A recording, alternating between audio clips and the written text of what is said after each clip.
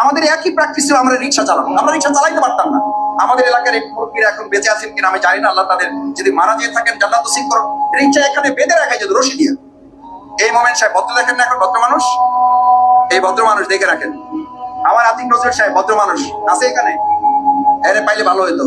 রাত 2টা-3টার সময় সব লাইট বন্ধ, খালি দেখতাম যে আমার শিক্ষকরা ঘুমাইছে, রিক্সা 2খান নিয়ে, সে সামনে আমি পিছনে। রিক্সা চালানো কত সহজ। ওখানে একটা কালভার্ট ছিল, কালভার্ট পর্যন্ত কোন রকম উঠছি, কালভার্টে উঠে কি আর রাখা যায়, ব্রেক পড়ে গেছে খালের মধ্যে। আমরা এসে খবর দিছি যে দেখেন আপনার রিক্সা কে যেন খালের মধ্যে ফালাই রাখছে, দ্রুত নিয়ে আসছে, নাহলে কে নিয়ে যাবে পরে আবার আমাদেরকে ধরবে। স্যারের পিটান সেই সময় খাই নাই, মোমেন্ট থাকতে পারে ভালো ছাত্র, বাকি আমরা সবাই আলহামদুলিল্লাহ। ওনার পিটানিতে এমনি তো আমরা একটু সোজা আছি, পুরোটাই সোজা থাকবো। কখন এসে মাই শুরু করবে এর কোনো নিশ্চয়তা ছিল।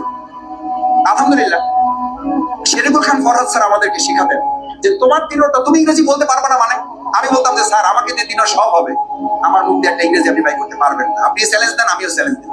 তখন এত শক্ত করে বলি নাই, মানে কিছুটা মিন করে বলছি আর যে অযথাই আপনি আমাদের পিছনে সময় দিচ্ছেন, লাভ হবে না, ঘষা মাজা করে লাভ হবে না। স্যার তখন বললেন এই বাত, উনি আরবি শব্দ বলেন নাই, উনি তখন আমাদেরকে শিখিয়েছিলেন আমার স্ট্রেংথ, আমার দৃঢ়তাটা এই যে আমি চ্যালেঞ্জ দিয়েছি তোমাদের মতো লোকদের মুখ থেকে আমি ইংরেজি বের করবো না, শুধু তোমরা ইংরেজিতে কথা বলবা, লিখবা এবং তোমাদের ইংরেজি ছিল ওরা ইংরেজি শিখতে পারবে। এই হচ্ছে আমাদের শিক্ষক, এই হচ্ছে আমাদের প্রিয় মাদ্রাসা। সেই জায়গা থেকে আমি আজকে যারা এখানে আছে আমি তাদেরকে বলবো, আমি আমার সেই শ্রদ্ধেয় আরবি শিক্ষককে স্মরণ করি। আমার মনে আছে এটা লজ্জার কথা, তাও না বলে না বললে হবে না, বোঝার জন্য বলছি। আরবি শিক্ষক ছিলেন আমাদের হাবিবুল্লাহ হুজুর, এখন উনি আরেকটা মাদ্রাসা প্রিন্সিপাল, আজকে এখানে আসেন না কোথায়, উনি আরেকটা মাদ্রাসা প্রিন্সিপাল। উনি আমাদের আরবি লিটারেচার পড়াতেন। তো আরবি কোনো আমি এমনি আমার ছাত্র জীবন থেকে একটু দুর্বলতা আছে, কোনো মুখস্থ কিছু করে আমার লেখার অভ্যাস ছিল। বাংলা বানায় লেখা, ইংরেজি বানায় লেখা, আরবি বানায় লেখা। আরবি কোনো প্রশ্নের উত্তর লিখতে হলে আমি বানাই লিখতাম, বানাই লিখে আমি যেতাম।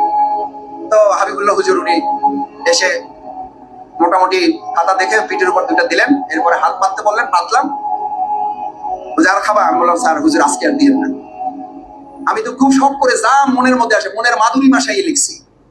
বলছে যে তোমার সাহস কত বড়, তুমি তো আরবি এক লাইন ঠিক মতো লিখতে পারো না, এর মধ্যে কোনো ব্যাকরণ ঠিক নাই, নাহু সরফ ঠিক নাই, তুমি পুরো 3 পাতা লেখা নিয়ে চলে আসছো, তোমার সাহস কত বড়। আমি বললাম যে হুজুর যদি কিছু মনে না করেন অন্তত আজকে সাহসের জন্য একটু ধন্যবাদটা দেন। সাহস তো করেছি। আমার সেই শিক্ষক লাইন ধরে ধরে দেখালেন যে তোমার প্রত্যেকটা লাইনে ভুল।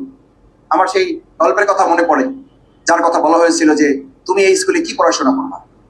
টমাস আলভা এডিসন, যার উদাহরণ আমরা বলি, আমরাও ধারে কাছে না, কিন্তু এটা মনে হয় এখন যে ওই যে চিন্তা করে লিখেছিলাম তা মনে আসছে।